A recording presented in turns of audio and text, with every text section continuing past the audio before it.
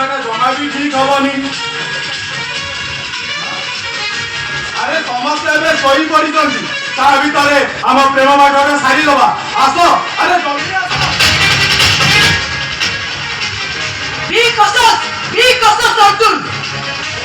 ମୁଁ କିନ୍ତୁ ଫେରିବିନି। ଆଜି ରାତିଟା ଜମିଦାରେ ତମ ସହିତ କାଟିକି ଯିବି। ତାହେଲେ ମୁଁ ଚିତ୍କାର କରି ସମସ୍ତଙ୍କୁ ଡାକିବି। ମୋ ଡାକ ଶୁଣି ମୋ ବାପା ଭାଇ ଏଠିକି ଆସି ଯାଇପାରନ୍ତି।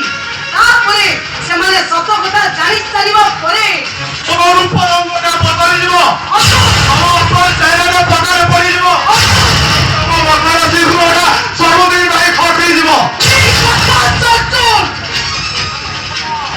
ମନେ ପକାଅ ସେଇ ଝଡ଼ ବର୍ଷା ରାତିର କଥା, ପୂର୍ବତନ ପତି ପରମେଶ୍ୱର କିରଣ ବାବୁଙ୍କ କଥା।